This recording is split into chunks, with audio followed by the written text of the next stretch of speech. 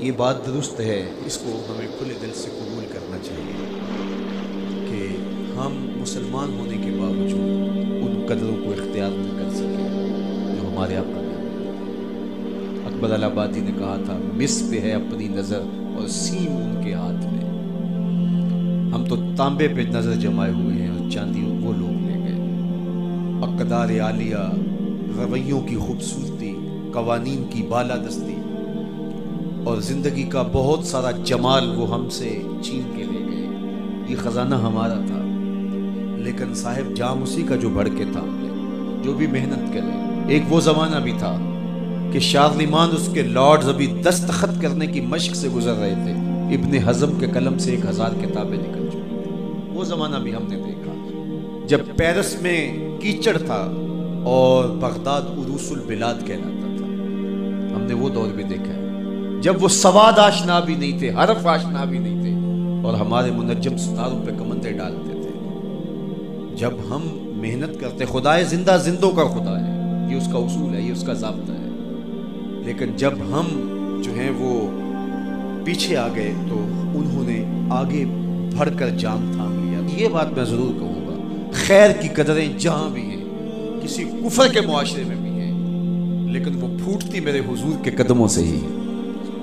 چوکھٹ اسی سے ہی فیض اور نور اور روشنی پھوٹی ہے، اجالے یہی سے گئے، ورنہ انسان آج بھی زنجیروں میں جکڑا ہوتا۔ وہ کیسا سماج تھا کہ جب بیٹی کو زندہ درگور کر کے باپ آتا تھا تو معاشرہ اسے داد دیتا تھا کہ تو نے اپنی آبرو بچا لی، تو نے اپنی عزت بچا لی۔ اور یہ اتنا بڑا گھنونا جرم، قیامت کے دن سب سے پہلا سوال نماز کا ہوگا، لیکن سب سے پہلا فیصلہ قتل کا ہوگا۔ دوسرے لفظوں میں یوں کہہ لیجیے، حقوق اللہ میں سب سے پہلے نماز کا سوال ہوگا، اور حقوق العباد میں سب سے پہلا فیصلہ جو ہے وہ قتل کا ہوگا۔ اور قتل میں بھی وہ بچیاں جو زندہ درگور کی گئی، ان کا مقدمہ پہلے لایا جائے گا۔ قرآن بتاتا ہے، وَإِذَا الْمَوْءُودَةُ سُئِلَتْ بِأَيِّ ذَنبٍ قُتِلَتْ، قبروں میں گڑی ہوئی بچیاں اٹھائی جائیں گی، اللہ کی عدالت ہوگی، ان کے ظالم باپ کٹہرے میں کھڑے ہوں گے، اللہ ان بچیوں سے پوچھے گا، بِأَيِّ ذَنبٍ قُتِلَتْ، تمہیں قتل کیوں کیا گیا؟ اب ان بچیوں کو تو پتہ ہی نہیں ہمیں کیوں قتل کیا گیا۔ ابھی آنکھ کھلنے نہیں پائی تھی کہ بند کر دی گئی، زبان بولنے نہیں پائی تھی کہ نوچ لی گئی، زندگی کا پھول ابھی کھلا ہی نہیں تھا کہ مرجھا گیا۔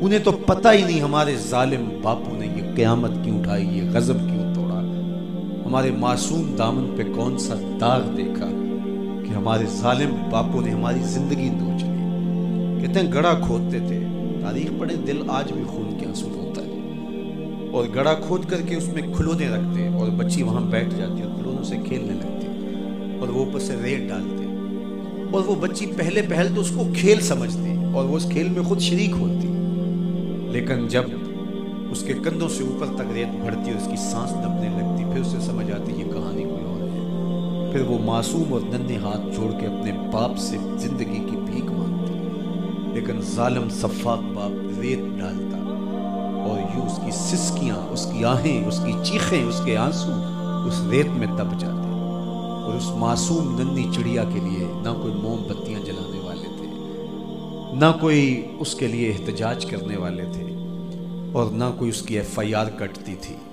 باپ کو بھی داد ملتی، ماں کو بھی داد ملتی، معاشرہ صفاق اس پہ ماتم کرنے کی بجائے اس پہ خوشیوں کا اظہار کرتا۔ پہلی آواز پورے عرب میں جو اٹھی اور بلند ہوئی وہ میرے حضور کی تھی، بیٹیوں کو قتل کرنے والوں سن لو، میری فاطمہ میرے جگر کا ٹکڑا ہے، یہ پہلی آواز تھی۔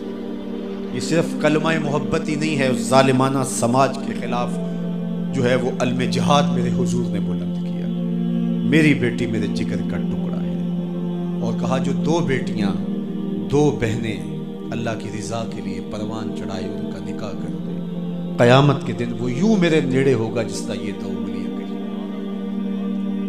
یہ جب میرے حضور نے فرمایا، مجمع سے ایک شخص کھڑا ہو گیا، حضور کیا جس کی دو بیٹیاں نہیں ہیں اس کو یہ اعزاز نہیں ملے گا؟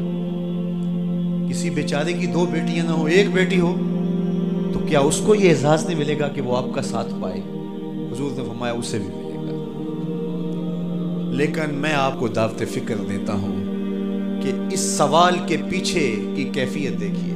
اس کی ایک بیٹی تھی، کہاں بیٹیاں زندہ درگور ہو رہی ہیں اور کہاں ایک بیٹی والا کہتا ہے کاش کہ میری بھی تو۔ یہ تھا لایا ہوا میرے حضور کا نظام۔ بیٹیوں والے فخر کرنے لگے کہ ہماری بیٹیاں، یہ ہماری بخشش کی ضمانت ہوگی، 2 بیٹیوں کا نکاح کر لو، بخشش کی ضمانت۔